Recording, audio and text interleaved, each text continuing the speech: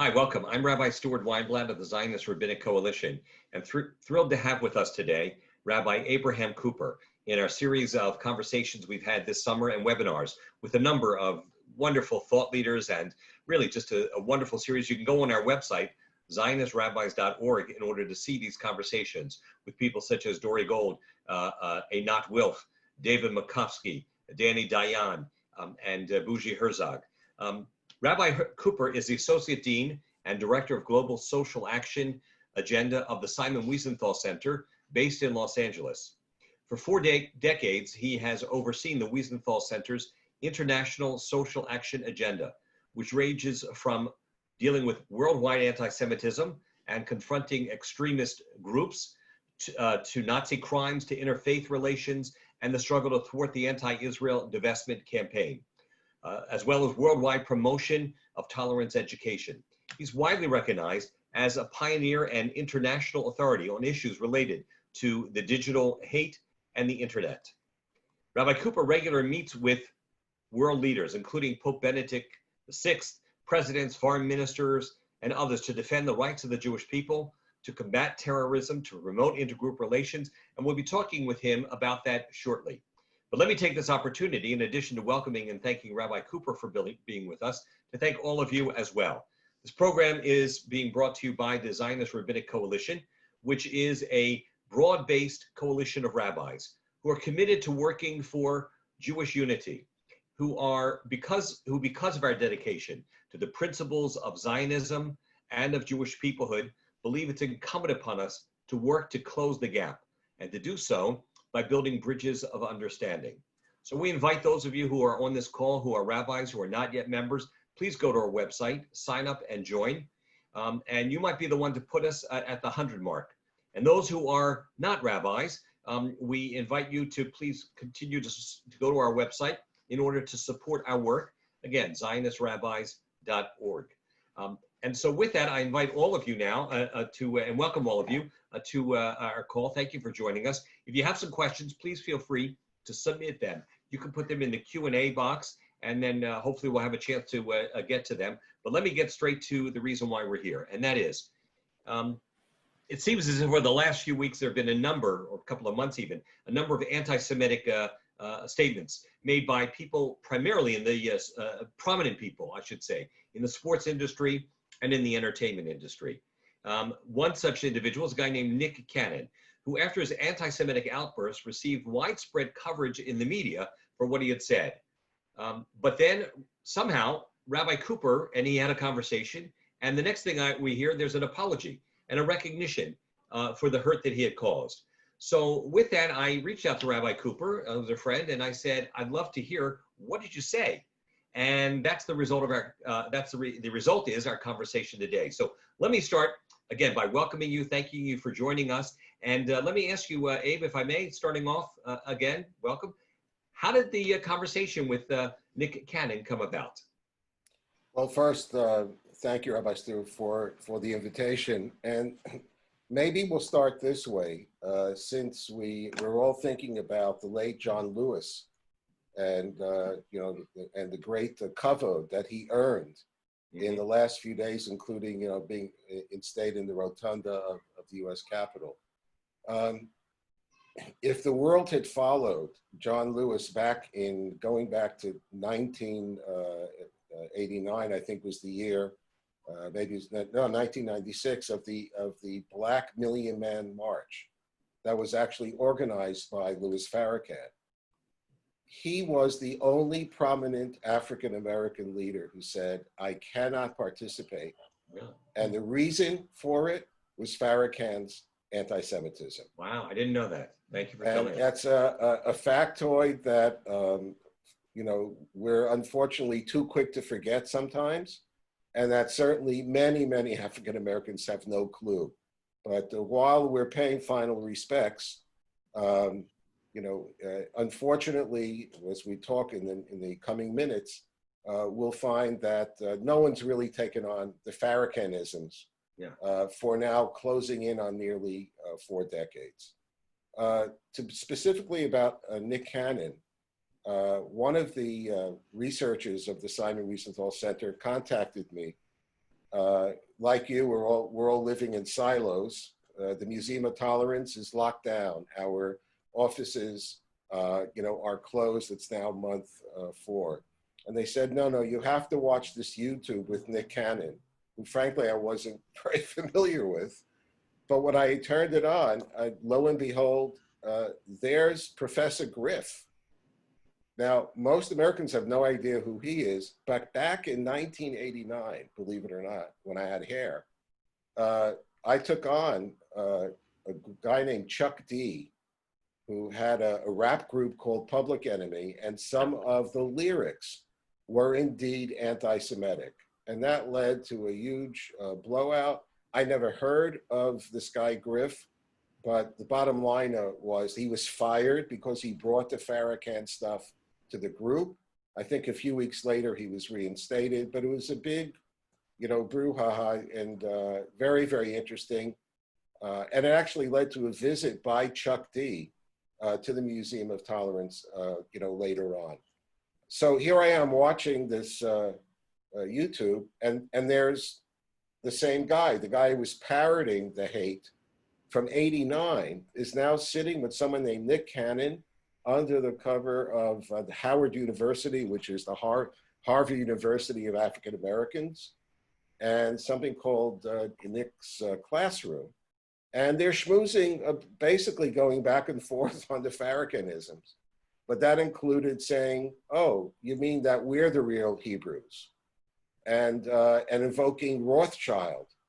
So I said to myself, we have 2 parrots. We got one from 1989, and here we are in 2020, and we're hearing the same thing again. So I just wrote a brief tweet which said, anybody interested in getting a PhD in hate, watch this YouTube.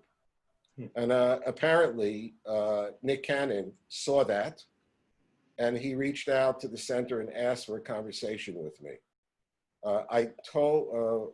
We told him that conversation could only take place if he read a report that we had just released 10 days before on Farrakhan's quotes going back to the 1980s, anti-Semitic, anti-gay, anti-American. I didn't want to have a conversation with someone I didn't know. That would have to start, if you will, from olive bays, but I wanted him to at least have a context. So by the time we spoke, which was Wednesday evening, we spoke for about 35 minutes. It was quite interesting because, he started out by saying, I want to apologize to you. And I made it clear that, it's not me. It's when you deny the Jewish people their identity, you're hurting every Jew. So I said 2 things to him in that conversation. Whatever you're going to do in terms of an apology, it needs to be the entire community. And you need to recognize that your references from Farrakhan are not fact. They're actually hateful propaganda. They're not true. And please be prepared. If you do post an apology, get ready for the blowback. And I then immediately said, if you have any questions that you're going to get blowback, look what just happened to Kareem Abdul-Jabbar, who a day or 2 before actually wrote an amazing op-ed in which he called out Black anti-Semitism in a very powerful and objective piece. What happened to Kareem? One of history's great basketball players and an author. He was immediately called Judas. How many shekels did the Zionists pay? Uncle Tom, you're in the back pocket of the Zion. I said, if you're serious about an apology, then be prepared for that. And the second thing that I did, which I may have repeated again on the next, when we actually met face to face, is my favorite story about apologies, which I have used at least a dozen times in high profile meetings in Japan. Whenever we catch a powerful Japanese company about to, let's say, publish the protocols, for reasons for another time, but they have to apologize. They hate apologies, okay? And so I always tell him the story of the Chafetz Chaim and the feathers. Yeah, sure. So all the rabbis in this call know that. A phenomenal story. You know, am I forgiven now? Yes, you're forgiven, but now you have to collect the feathers. And what I told Nick Cannon was that he was actually in an interesting position to actually collect a lot of the feathers, because apparently he's got millions of followers in different platforms and social media. So that led to my going, we say here in the West, in LA, going over the hill to the valley. I went to his offices in Burbank, California, to meet him. I thought there was enough in terms of the conversation that I want to see the person face to face. So I went to his. So before we go to that, I mean, still just that initial outreach came from him to you as a result of your tweet. He Yes. speaks with you, and to me that's just amazing because he had pretty much been out there. Okay, and so you have this initial conversation. Now you're going to go meet with him, and I think that was actually the day that I called and asked you to do this call, and you said, yeah, sure. And by the way, I'm on my way to go meet with him. So pick up the story. Go ahead. Right. So, you know, obviously I've never met this man. I'm on the other side of 70 now, so I don't have to apologize for the fact that I don't follow those programs. But it became very clear that he is, you know, a cultural entertainment figure and an influencer. And the fact that he talks about a classroom. So when I came to his place, we sat down in what was essentially a makeshift studio. It's where he does his Nick's classrooms. And I saw that he was going to, you know, they were going to film the conversation. Again, I think generationally, it's really interesting.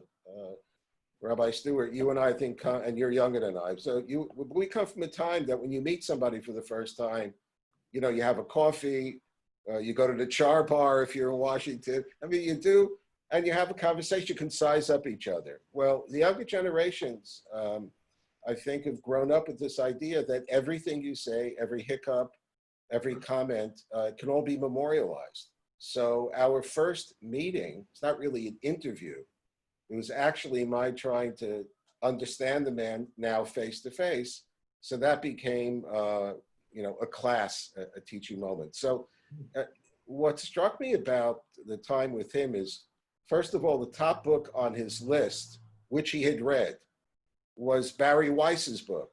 And she had just told the New York Times where to go. And parenthetically, since then, you know, we've provided him with a number of books. He's in New York now. When he gets back to LA, Rabbi Heyer sent him a Lonely Man of Faith from Rav Soloveitchik. And we're introducing him also to Lord Sachs. What I found out about this man is he's like a sponge. He reads everything. I don't know if he has, you know, how much of a filter he has, but he has this insatiable appetite for information and knowledge. The other thing that I was sort of floored by was that he actually quoted something from Pirkei Avot in Ivrit, and pretty good Ivrit. Whoa. See, so I found out that this entertainer is pursuing a PhD in theology from Howard University. So that went on for nearly 2 hours on a Thursday evening. On Monday, when I came back from there, I called my boss and mentor and close friend, and your friend, Rabbi Marvin Heyer, the founder and dean of the Simon Wiesenthal Center, out the visionary, make this all happen. And I said, Maish, I think this guy might be serious. I think there's some, but I think before we go forward, we should get, you know, you need to meet. And that was a big thing because where everybody's under lockdown. So we had our initial meeting in the offices of Rabbi Heyer, which itself is a kind of classic bombardment, if you will, of anybody walking into the office. I mean, the man's got his Talmud out there and his Judaica Sfarim, And then if you sit down on the couch, right behind you are 2 Academy Awards, 2 Oscars that he's earned. So he's not a typical kind of rabbi. But again, it was an opportunity for Rabbi Heyer to size up this person. We also had Rick Trank, who's also an Academy Award winner. He's head of Mariah Films in our, if you will, the creative division of what we do, and also Michelle Alkin, who's our communications director. Rabbi Heyer took some time to actually show him what we call the Hitler letter.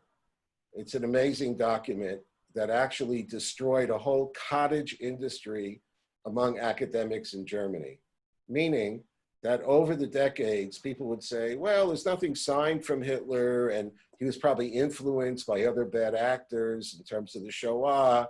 It probably wasn't even his idea, et cetera, et cetera.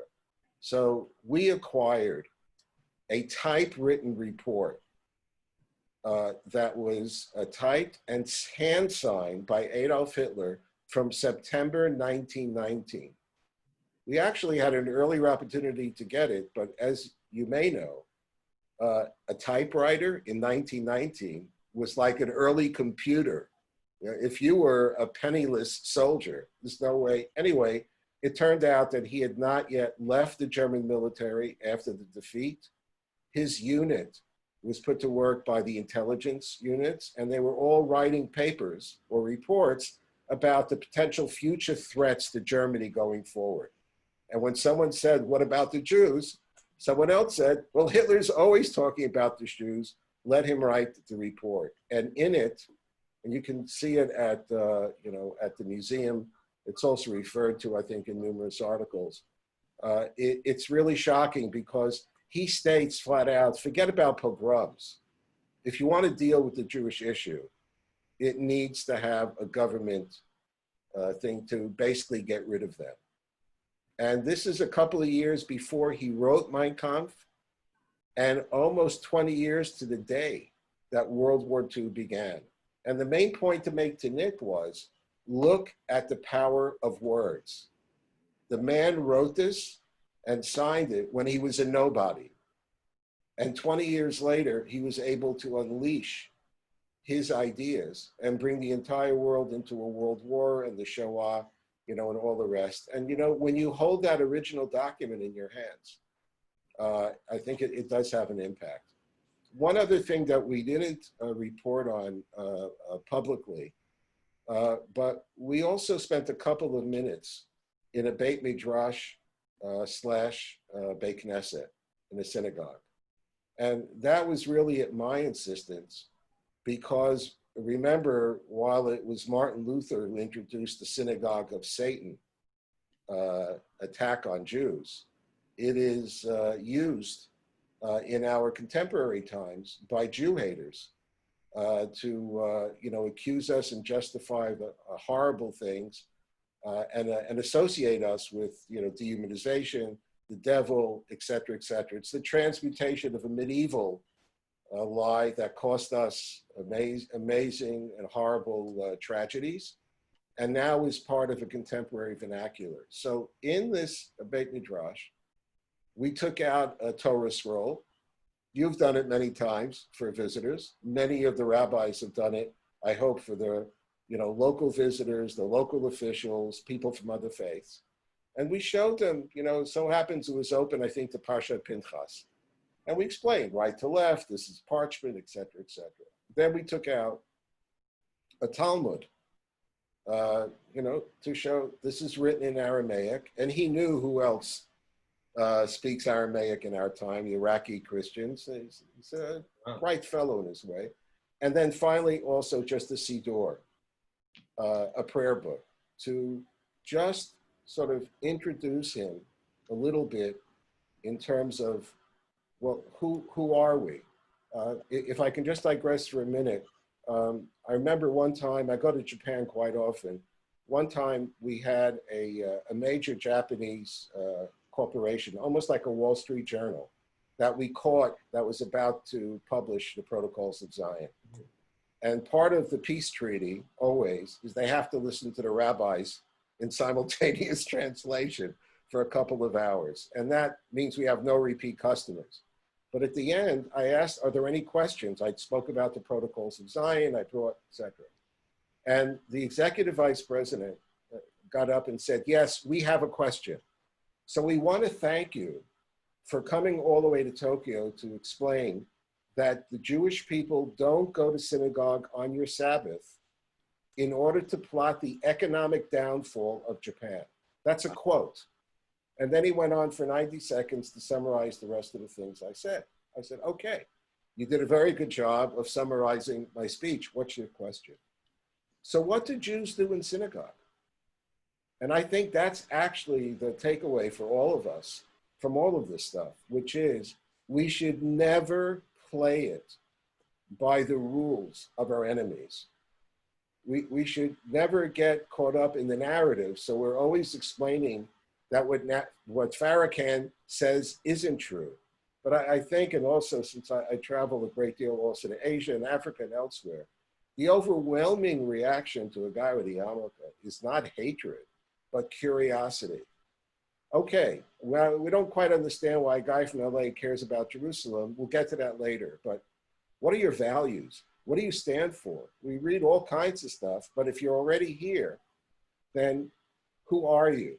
I think that done intelligently, at this point, it's both the right move, l'shem shamayim, Judaically, to do so with our neighbors, and it's also smart, because if we don't take the time to share who we are, what our values are in the world of social media, we have all sorts of people and movements and bigots and racists and people who want to do us in, who are prepared to fill that void.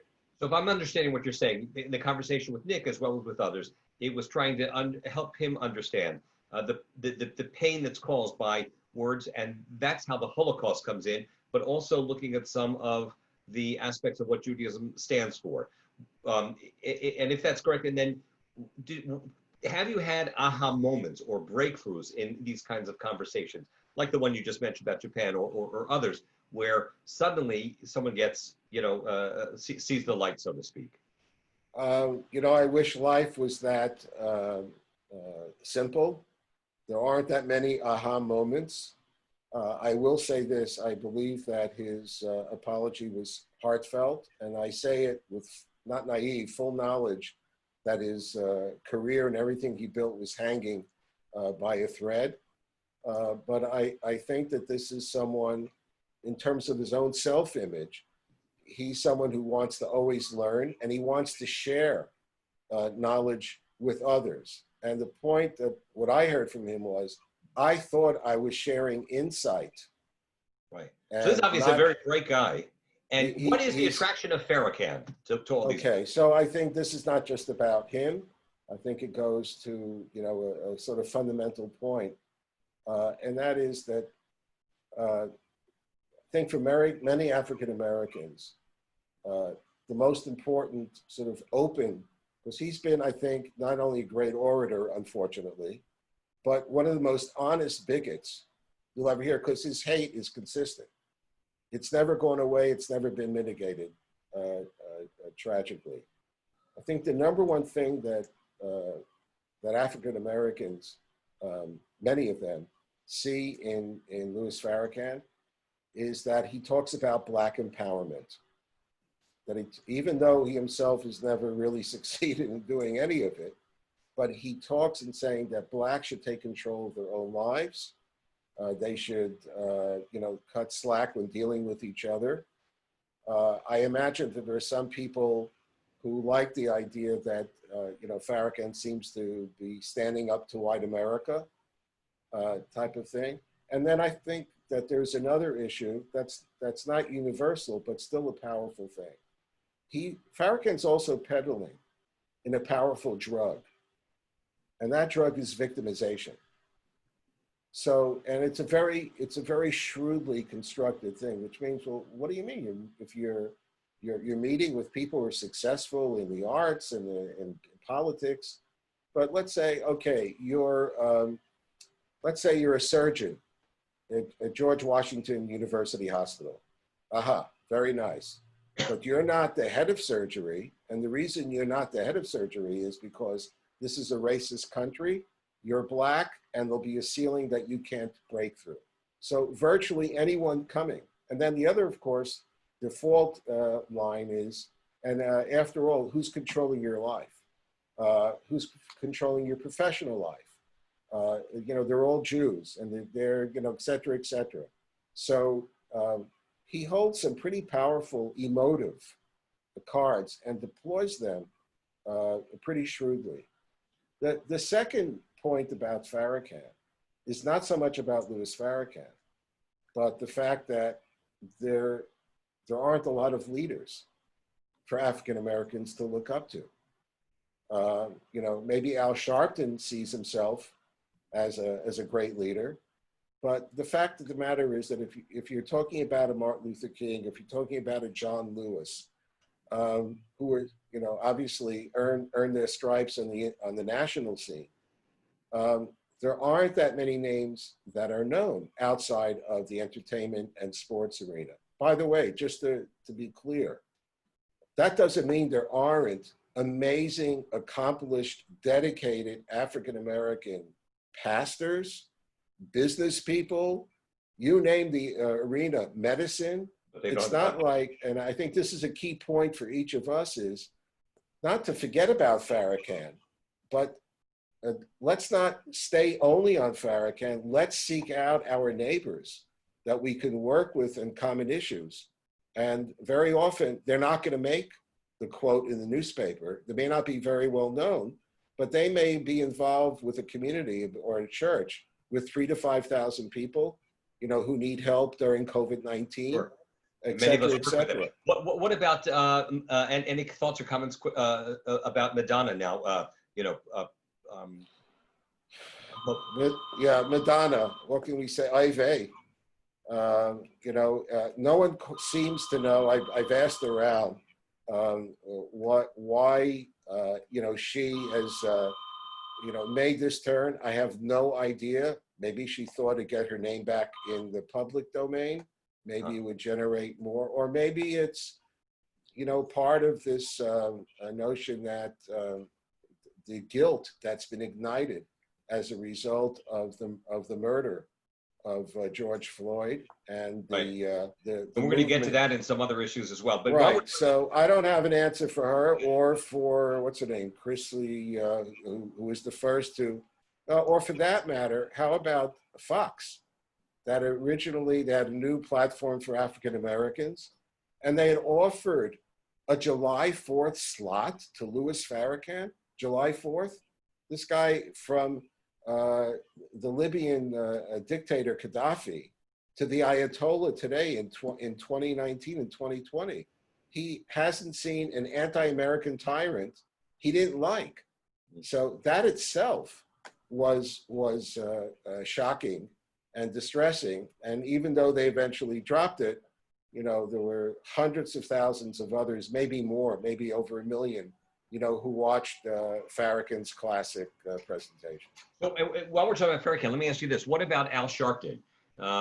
You know, has he come clean? And you know, I mean, he's somebody who many feel was responsible for the what happened in the 1990s in Crown Heights and so on.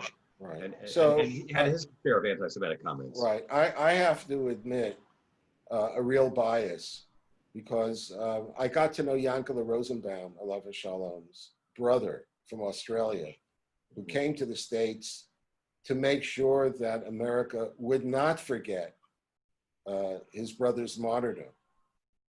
And I think it's important for me, and I think for our center, we would look to the Rosenbaum family to say whether or not, you know, there's been an apology, and a proper apology.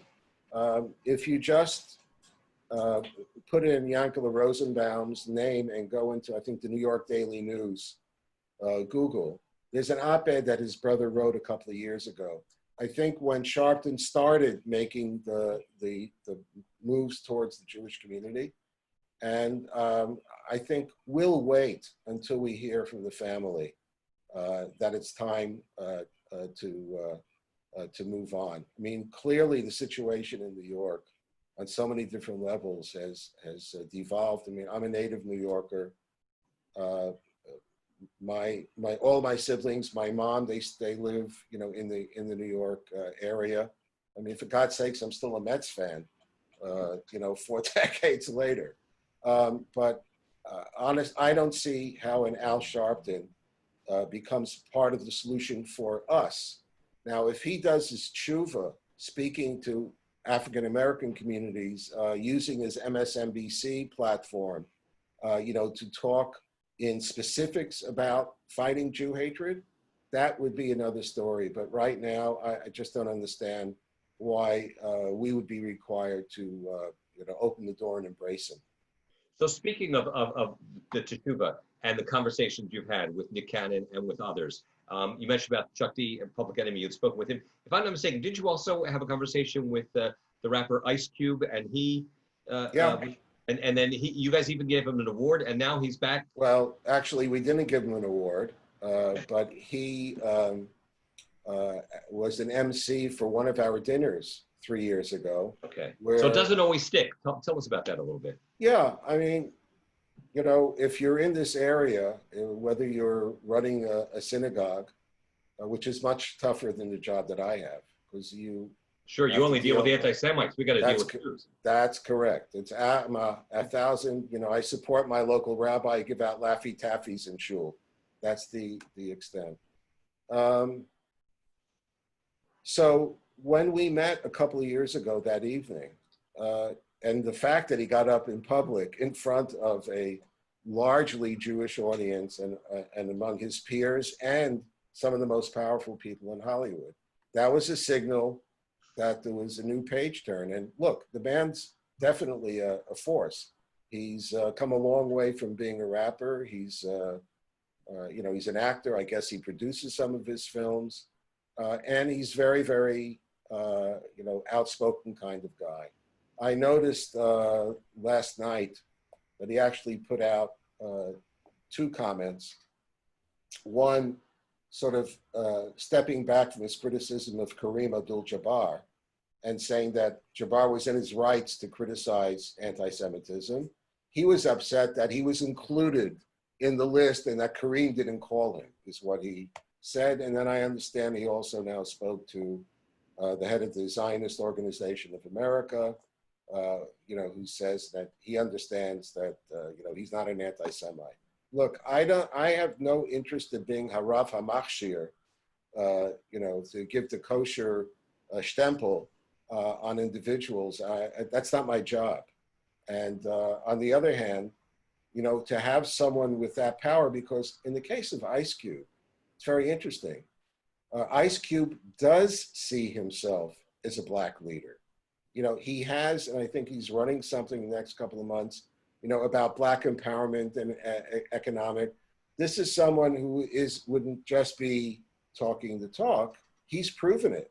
He bootstrapped himself and is a big, you know, powerhouse that way. So, you know, would it be a great idea if we can mitigate anti-Semitic feelings and expressions among people in the African American community?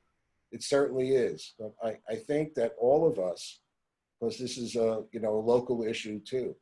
I think the most important thing that we need to do in dealing with any of our neighbors, we should be able and ready to speak to anyone who respects us for who we are.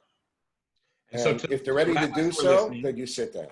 Okay, and the rabbis who are listening, there was a question, by the way. I assume you have not reached out to Farrakhan. Is that correct? That there's Gornish Telfin, there's no point? Reach out to Farrakhan. So what's really interesting is that Nick Cannon, you know, raised the issue about the Million Man March as one of the great achievements, and it was Farrakhan's idea. So what I pointed out to him was, what was the theme of that march? The theme really was repentance and tshuva. In fact, there were Jews who were hoping that already, you know, an older man, that maybe this would signal that he was taking a new direction. Tragically, as I reminded Nick Cannon, that's not what happened. Not there, and not since. It is interesting that beyond a lot of the hate emails we get from Farrakhan supporters and neo-Nazis, essentially the same message. But there are some people saying, well, why did you meet with Farrakhan? When he calls your religion a gutter religion, when he says, essentially, you're not a real Jew, when he says that Hitler was a great man, I don't have any obligation to reach out to a bigot. Jews have, I think we have built into our DNA, and almost default thing is that, well, let's see if we can mitigate. That's part also of our Masorah, of our tradition. But I would just caution, and I say it first to myself in the mirror every morning, let's make sure that when we have opportunities to speak with people, that it comes to a position where you don't expect everyone to be a Zionist, but they need to respect the fact that you are. They need to respect the fact that there's a Jewish state. There are some basics that we need to teach our children. Of course, we need to be committed to Tikkun Olam. That's a very important, fundamental of Jewish life and Jewish values. But that should never be sacrificed. Where someone says, well, you're going to have to, as Linda Sarsour told progressive Jews, oh, you want to be part of the movement? You got to drop the Zionism. You choose one way or the other. Well, I don't want to be too rabbinic, but screw her. Yeah. Making those kinds of demands is an insult and says more about the person making it. So how do we deal with some of these issues here, Abe, of the intersectionality and the seeming rise of anti-Semitism in so many aspects of the Black community right now? And yet our heart is there, certainly historically, as well as, with our feelings, our emotions, and wanting to be able to have that union like what we had in the days with John Lewis. So how do we sort out what's happening with the Black Lives Matter movement, et cetera, all that? Right. Well, it's a huge question and a complicated one. But for example, I asked the mayor of Los Angeles straight, are you going to give money to an organization called Black Lives Matter? And he said no, nor would I give money to any group that's anti-Semitic. That sort of comes back to my earlier point. The concept of Black Lives Matter is something that, we have a lot of shared history, and therefore there's potential for common ground. One of the points, though, that I was trying to emphasize with Nick and with other people is there's a difference between buying into looking at the world through the lens of race, black and white. Nothing good ever came from that. On the other hand, there are plenty of people who want to use that fact that there are groups that are pushing it to basically say, I don't have anything to do with the blacks. They don't respect me, et cetera, and there's nothing to talk about. So for those folks, I would just say, you can take a look at one or two of the videos Zooms that I did a couple of weeks ago, probably now 2 months ago, especially with 5 veteran African-American law enforcement folks. Between them, about 100 years of experience on the front lines in Chicago, Detroit, Pennsylvania, New Jersey. And you listen to the stories, and they face racism every single day on the job. So it is a reality. By the way, when I asked them at the end, would you tell your kid to become a cop? 4 out of 5 said yes, meaning that they're patriotic Americans who are black, and the signal is they believe in America, but they want America that is going to approach the vision of Martin Luther King Jr. So few people in the younger generations know what he said at the March on Washington, that he hoped for the day when people would be judged not on the base of the color of their skin, but on the quality of their character. So when I speak to a guy like Nick or anyone else in that, I say, look, you've got 2 polar opposite visions. One is based on the lens of race, and the other is based on a hope, a vision of a colorblind society. We're not anywhere near that, but we certainly have made progress. And so, you know, that is a starting point. It's not easy, but anyone who wants to bully the Jewish community locally, nationally, or globally by saying, here's the price of admission, here's the Kool-Aid you have to drink, here is what you have to offload. If you want to be, you know, on the right side of history, forget about Zionism, forget about Eretz Israel, and you know, and forget about the needs of your own community. That would be disastrous for us. But at the same time, and I've said this to many Orthodox leaders, including some folks who be called ultra-Orthodox, because remember, we've been dealing with anti-Semitic hate crimes on the ground before COVID came along.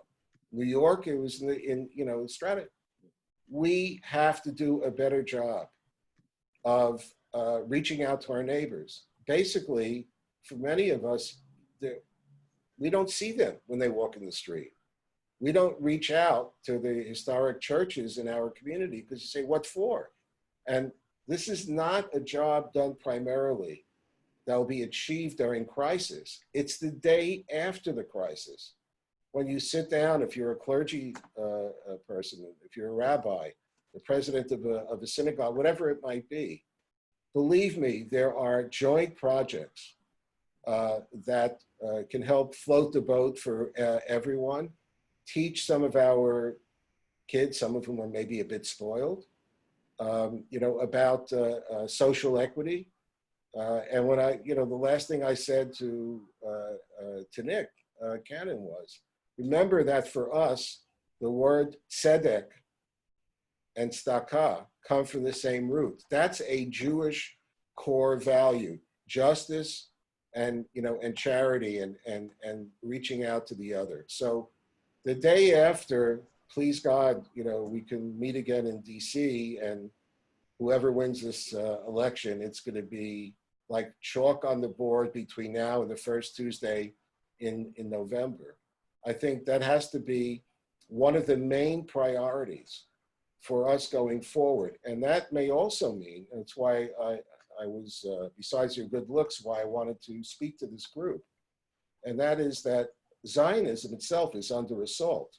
I want to talk about that. Abe, yeah, not only the UN, but, you know, right here in our own. So it's something that we have to reconnect to and be able to transmit to our kids. So I want to come back to that. Let's go to that right now. I had another question that I'll hold off on, and that is, you know, we hear so much, and even rabbis have difficulty negotiating. That's one of the reasons and the purposes of the Zionist Rabbinic Coalition is to be advocates for Jewish unity and Jewish peoplehood, and recognizing that the state of Israel has a right to make its democratic decisions. But help us understand from your perspective and conversations with world leaders and with others, the distinction between, if there is one, anti-Semitism, anti-Zionism, et cetera, and what is the current state, would you say, of critiquing, do you think people try and hide behind criticism of Israel to mask anti-Semitism? Right. So I was one of the, along with my colleague, Shimon Samuels, back in 2001, we were the spokesman for the Jewish groups at the ill-fated Durban anti-racism conference in South Africa. I'm still recovering from those inglorious 2 weeks. But essentially, the script that we're fighting against was memorialized there, by the way, by the world's Tikkun Olam advocates, 3,500 NGOs, and 6 stood with us. They were all, by the way, from Germany.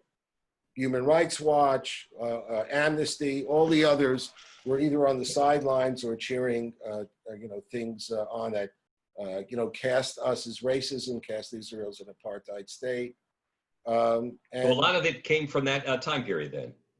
Yeah, it's, you know, it sort of started in the 70s with the Zionism is racism at the UN.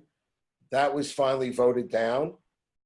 And then the hijacking of the first International Human Rights Conference under UN auspices in Africa was totally hijacked by pro-Palestinian activists, even though you had minorities from all over the world who simply could not be heard. So that script of which is really double standard, Sharansky, Erwin Kotler, if demonization, double standard, delegitimization. My colleague Mark Weitzman helped in the writing of the IHRA definition of anti-Semitism. Everybody on this call should look it up and know it. And it does have in it what happens when you cross the red line of legitimate criticism, of which you can never surpass the criticism of Israeli policies that you hear every day from the Knesset or in Haaretz or Yisrael Hayom or whatever, in what it becomes anti-Semitism. Now, for example, in Germany, they just released an open letter to Merkel, primarily of German academics and some Israelis, denouncing the anti-Semitism czar, who's not Jewish, Felix Klein, and saying that it's wrong for him to sort of deal with anything that has to do with criticisms of Israel. They want a moral blank check in the time of BDS to criticize Israel from within Germany. And the fact of the matter is that the German government very slowly, including many city-states, have now recognized that BDS is anti-Semitic. Remember, we're talking about some academics who helped create a situation in Germany that parses anti-Semitism in the following way. So, for example, if there was a Muslim young person who was arrested because he attacked a shul or attacked someone with the Star of David around their neck, that's not anti-Semitism. That's frustration because of Israeli policies. So, we've heard that tune before of leveraging legal systems in order to protect everyone else but us. And I think it's extremely important to understand, you don't have to trust the rabbi. Go to the founder of BDS and take a look and see how it's been deployed. Is soft power to delegitimize Israel, hold it to an impossible double standard, never has helped a single Palestinian. Remember the Soda Stream controversy, in which I think it was 35 or 50 Palestinian families lost the income. The guy brought home the bread, was out of work because it was on the other side of the green line. Yeah. So it's all about demonizing Israel, weakening Israel, not about helping Palestinians. So that's from the others. How about within our own community of Jews and or progressives and the increasing non-Zionism, anti-Zionism, what Barry Weiss has encountered at the New York Times and elsewhere? It seems as if from all sides it's difficult to be. It's always been hard to be a Jew, but it seems as if it's even more difficult these days. Right. So again, that you could probably have 6 or 7 experts for an hour discussion just on that. I would say a few things. Number one, if you go back to the ill-fated Iran deal that President Obama and his folks pushed through, and of course never forgave Bibi for coming to Congress and trying to explain, to warn everybody that it was the wrong deal.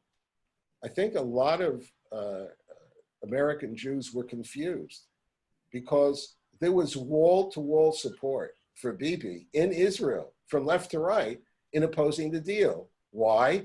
Because for Israelis, it's an existential threat. So while sometimes the language is similar, there's a big difference between the Israeli left, who have a bigger right to say what goes on in Israel because they send their kids to the army. And I don't.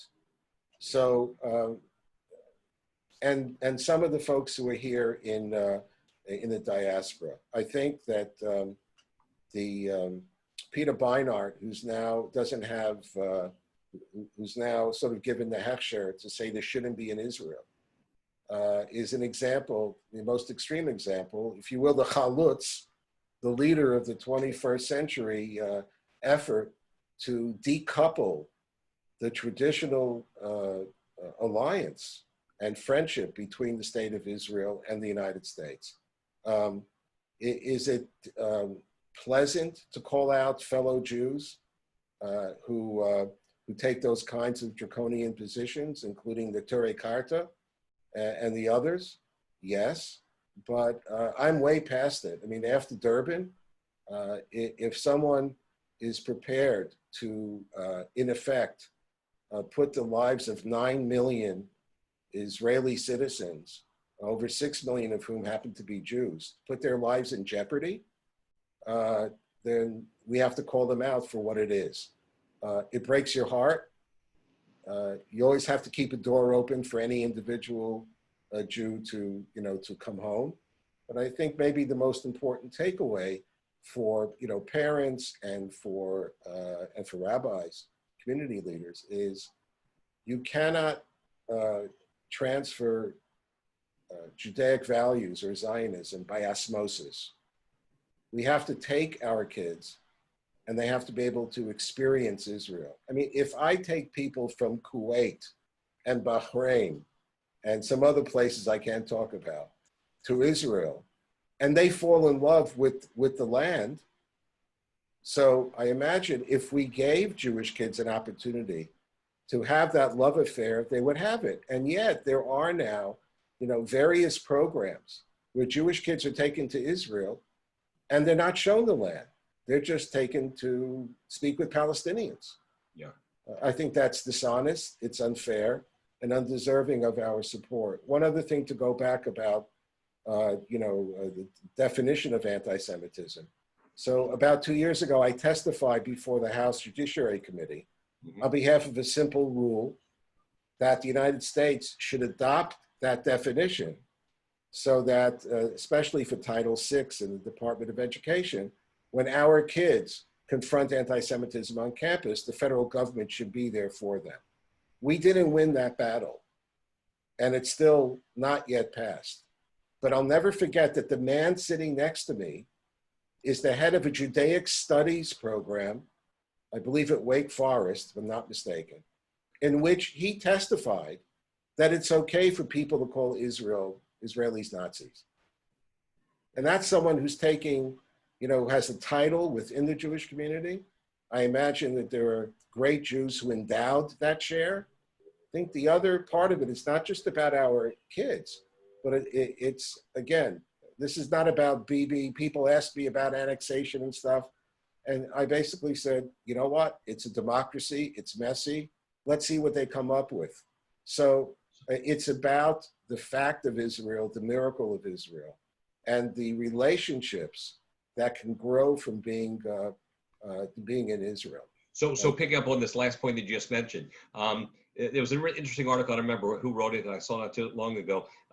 College actually is dangerous for Jews because of the depth, the extent of anti-Semitism, anti-Zionism, anti-Israelism on college campuses.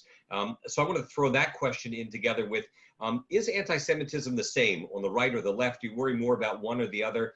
And how do you process that in the? Okay. Well, yeah, you're throwing a lot of darts at once. So I'm an old man. Let me see if I can keep up with you. Let me start with the second point, and a great learning moment provided by Natan Sharansky at his retirement dinner in New York from the Jewish Agency. I think he was on there with George W. It was a fun evening, very interesting.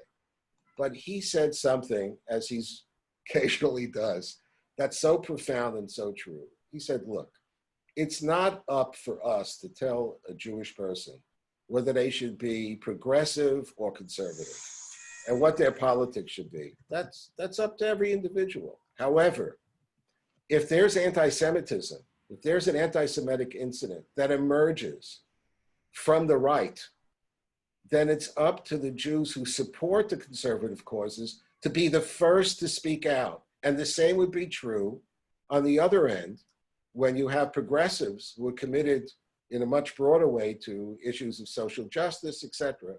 They have the responsibility to speak out first. I think that's such a healthy approach. And without calling out individual names, I give a lot of credit to numerous Jewish people who were involved in the progressive movements who didn't take the Linda Sarsour threats lying down, who pushed back, and I think in many ways successfully. And, members of the LGBT community, who wouldn't remain silent when, the flag with the Star of David, was bullied out of a protest. So I think, at least from where I sit, that is the best advice in terms of approaching things. Now, as far as university life is concerned, again, as I said, I don't like playing it by the rules of people who want to push Jews out. But I also think this is a time that Jewish professors, the situation right now in Syracuse University, for example, and I'm not going to say who, but I spoke to one of the Jewish professors there, who's unusual because that professor has taken on the bigotry. And, I wish we can replicate her on every single campus around the United States. So without being, just giving a blanket statement, we could sure use a lot more help from tenured Jewish professors and should be a little bit less concerned about being called out for, being woke than for standing up for their own. Secondly, a shout out to Chabad on many, many campuses. They've filled a void in terms of activism and reacting to incidents on campus that too many times the more established Jewish addresses have not stepped forward to take on. And I even feel it, I have to say, in my dealings with some of these folks in African-American community, in African-American entertainers, et cetera, who have in their inner circle Jews. And, I think that we sometimes assume that if we stand up for our own, if we show some backbone, that somehow is going to negatively impact on our neighbors or what they think about us, or they'll think we're less committed to social justice, whatever it might be. I don't think that's the case. I think for someone you have a real relationship with, if you explain that you're not talking about giving Israel a moral blank check, but that the concept of the state of Israel, of a Jewish homeland, of a Jewish future in Eretz Israel is under assault, that's where you draw the line. So messages then to sum up in a minute or so that we have remaining. We hear so many attacks from so many different angles. What closing words to the? Well, I always like to say we have them surrounded because I think our enemies do see us as kind of super Jews. I think right now we have two responsibilities, especially for those of us for whom Zionism is important. It's important to inculcate our children and our communities with a love for Israel, a love of the land, and a love of the nation.